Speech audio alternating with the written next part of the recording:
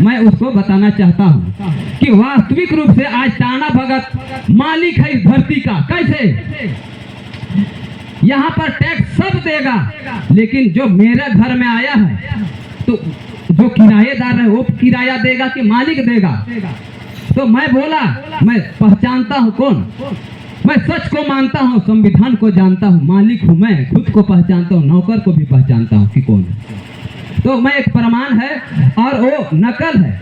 आपको 1933 में जब रांची जिला नहीं था उस समय सब लोहरदगा जिला हुआ था, और इस नकल का मेरे पास अंग्रेजी कॉपी भी है और हिंदी कॉपी भी है। और एक सच्चाई है, कोई ये ढकोसला नहीं है, ये पूरा सबूत है। आप लोग को चाहिएंगे तो हम भेज देंगे, क्योंकि इसको लड़ने के लिए आपके पास हथियार होगा।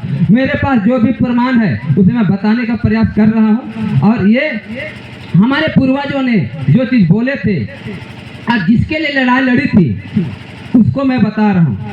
अदालत CND जज साहब प्रथम श्रेणी रांची, वाद संख्या 910/331 वर्ष 1933 में ये जवाब दाखिल हुआ था। इम्पेरर बनाम गोंदल उरांव वगैरह, मतलब सम्राट अंग्रेज और गोंदल उरांव वगैरह। फैसला हुआ था सम्राट बनाम गोंदल भगत, बिरसू भगत, लोरा भगत, बंधु भगत, लूटा भगत, झिरगा भगत, एतवा भगत, मंगरा भगत, गंजिया भगत। धारा 145 भारतीय दंड विधान, सभी अभियुक्तों के विरुद्ध धारा 145 के अंतर्गत मुकदमा दायर किया गया। मुकदमे में बचाव की ओर से निम्न आवेदन दिया गया, यह कि दिनांक 14 दिसंबर 1933 को रजिस्ट्री लेटर लोहरदगा उपायुक्त के तरफ से कांग्रेस पार्टी के विरुद्ध निर्गत किया गया, जिसमें से संबंधित जानकारी टैक्स मकान का, चौकीदारी टैक्स, जमीन का, मालगुजारी टैक्स, लगान शुल्क आदि जो सरकार के विरुद्ध है का विवरण मांगा गया। गांधी जी को अंग्रेज ने पूछा कि छोटा नागपुर जमीन के लिए, छोटा नागपुर जमीन के नाम से कितना लगान दीजिएगा? तब गांधी जी ने बोला जो भूमि जमीन का मालिक है वो जेल में पड़ा है, उनसे बात कीजिए, देने का एग्री होगा तो देने का कानून बनेगा, नहीं देने का एग्री होगा तो नहीं देने का कानून बनेगा। गोंदल भगत को अंग्रेज ने पूछा कि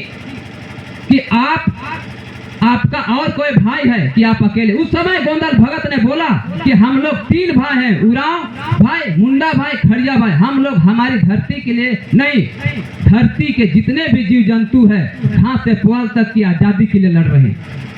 और अंग्रेज ने गोंदल भगत को पूछा कि तुम छोटा नागपुर भूमि के नाम से कितना टैक्स दोगे?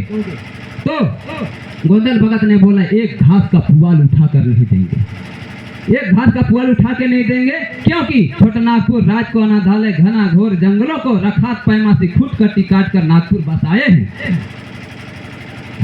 जमीन तार दोन हमारे बाप दादाओं ने बनाया, इस कानून किस कानून से देंगे? धरती भूमि भगवान ने बनाया, सूरज चांद को भगवान ने बनाया, और इस धरती को बनाने वाले ईश्वर के लिए, धर्मेश के लिए किसी व्यक्ति ने आज तक 1 रुपया टैक्स नहीं दिया। तो तुम अंग्रेज हो, तुम किस कानून से तुम हमसे टैक्स मांगते हैं? हिम्मत तो इस जमीन को बनाना तो दूर, तुम 5 फीट ऊपर उठा के दिखा दो। किसी बात को लेके अंग्रेजों ने झुक गया।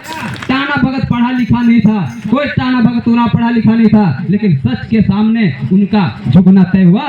टाना भगत ने 1 रुपया भी टैक्स नहीं दिया तो स्वराज कायम हुआ 1947 में। 1933 से हमारा देश में टाना भक्तों के कहीं कोई फीस नहीं लगता है। अगर नहीं जानते हैं तो मेरे पास व्हाट्सएप का नंबर लेके हम सबको सेंड कर देंगे। ये कोई प्रमाण है, मेरे पास अंग्रेजी हिंदी कॉपी, अभी मेरा 1 पेज है, 1 पेज कहीं पर मेरा मिस हो गया है, लेकिन वो भी है मेरे पास सुरक्षित।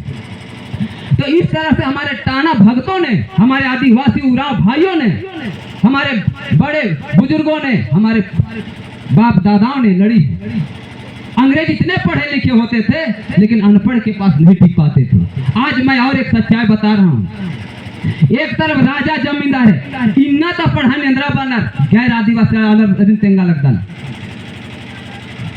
गुरु गोविंद 2 खड़े के लागू पाओ, मतलब आज के हिसाब से माँ गुरु हरमर्ती को हाकनर और बापर हरमर्ती आर्थिक कम रहना, लेकिन ये बादन कि दो जना अगर बाप और गुरु रहना तो वापस पहले जन मारते तिंगिया कि बाबू ईदा गुरु बर्च का आदर गुरु माँ बाचस कि बाबू हुदा गुरु सुख का आदर आणि बाबा सुख का माँ बाचस तो तेंगा कि गुरु बाबा सकदा सेंग है कि मास्टर गुरु हकलर और तो बाद में बर्चस तो ब्राह्मण शिक्षा की विधि आरएसएस की विधि अगर नहीं उपयोग न नो तो देश गुलाम नु का लगी तर्क रे तर्क आदिवासी तार्किक होता है, लॉजिकल होता है। ऐसा अंधविश्वास और पाखंड की बात नहीं करते। मंदिर के नाम पे चंदे नहीं और पूजा के नाम पे धंधे नहीं करते। आदिवासी धरती को मानता है, प्रकृति को नहीं। ज्ञान को मानता है पहले, उसके बाद विज्ञान को मानता है। आदिवासी सबसे पहले अपने पूर्वजों के सिद्धांत पर चलता है, उसके बाद संविधान को जानता है। जिसको सिद्धांत का जानकारी नहीं वो संविधान क्या जानेगा। जिसको बाप का कदर नहीं वो मास्टर को क्या जानेगा। जो समाज का वैल्यू नहीं जानता वो सरकार को क्या पहचानेगा। तो आदिवासी आज आदिवासियों के बीच में आप देख रहे होंगे लोग बर्थडे मना रहा है। बर्थडे मना रहा है कौन लोग? जिसके पास रईसपन दिखावापन है। अरे पढ़े लिखे हो तो मेरा बोलना है पढ़ा लिखा कोई डिग्री वाले नहीं। आज का परिवेश में क्या सोचता है लोग पढ़े लिखे का? जिसके पास डिग्री हो, जिसके पास पैसा हो, जिसके पास सूट बूट हो, दिखावा हो, उसी को लोग समझता है कि आप पढ़े लिखे हो। पढ़े लिखे तो एमए बीए पास बैरिस्टर भी बन गया, लेकिन उनको खुद पता नहीं जो हमारे यहाँ का डीसी कमिश्नर एसडीएम है उनका भाई उनका हक को लूट लिया। पढ़ लिख के क्या किया? पढ़ने के बावजूद उसका अधिकार को लूट लिया। तो पढ़ा हुआ अज्ञानी है और हमारे पिता पूर्वज अनपढ़ ज्ञानी थे। अनपढ़ होके भी ज्ञानी थे। आप तय कर लीजिए कि आपको ज्ञानी बनना है कि पढ़ लिख के अज्ञानी बनना है। कैसे ज्ञानी है? अगर मैं दो भाई हूँ, अगर मैं पढ़ा लिखा हूँ तो मुझे अपना हक अधिकार के बारे में पता है और मेरा अपना फर्ज भी पता है कि अगर गुर्बत भाई है उसका हक अधिकार को मैं लूंगा नहीं। ये हमारे जतरा उराव, हमारे पूर्वज, हमारे जगतलाल बाबा, हमारे गंदू बाबा हम लोग को ये ज्ञान दिए हुए कि हमेशा सच से रहना, ईमान से रहना। और दुनिया मैं बोल दिया अगर डीसी भी बैठा है पढ़ लिख के, अगर ईमान मेरे पास है तो उसकी जवाब की बोलती मैं बंद कर सकता हूँ। अगर तलवार भी चल रहा है तो ईमान के सामने तलवार भी मैं फेल कर सकता हूँ। और करने वाले में है यहाँ पे बहुत चंद लोग हैं, बाकी बात तो नाच के चला देंगे, कोई गा के चला देंगे, लेकिन एक आवाज उठाने के लिए बोलिए। मैं देखता हूँ रांची में सरहुल और कर्मा में लाखों की भीड़ होती है। एक महिला आदिवासी का अपहरण हो जाता है, गलत हो जाता है, एक आदिवासी नजर नहीं आता। वाह ये कैसी आदिवासियत है, मुझे समझ में नहीं आता है। टाना भक्तों के भी मैं देखता हूँ। अभी अगर कहीं पर बोले कि अपना हक अधिकार जंगल जल जंगल जमीन माटी और बेटी के लिए लड़ने बोले, यहाँ में से हमको लगता है 20 गो से ज्यादा नहीं आएगा। मेरा चैलेंज है यहाँ पर हमारे बड़े भाई बहादुर टाना भगत है। कितने लोगों ने जेल जाने के बाद बोला ठीक हुआ, बोला कि ये हुआ। मैं बोला ये सच्चा देशभक्त है, इनका इतिहास के पन्नों में लिखा रहा है। मैं भी राजेश टाना भगत, मैं इतिहास के नाम पन्नों में लिखा जा रहा है। इतिहास के नाम में पन्नों में नाम लिखा जा रहा है, वो होता है टाना भगत। किसी के पास झुकता नहीं। वचन अगर बोल दिया मैं यहाँ लेके रहूंगा तो जान जाएगा, लेकिन वचन नहीं जाएगा। ये ईमान का अर्थ होता है। ये होता है टाना भगत। जाति और दाढ़ी बढ़ा देने से, गांधी टोपी लगा देने से, दिन भर जन्ना पूजा करने से वो नहीं होता। कहीं आप लोग बता दीजिए कि यात्रा टाना भगत पूजा पाठ खूब किया,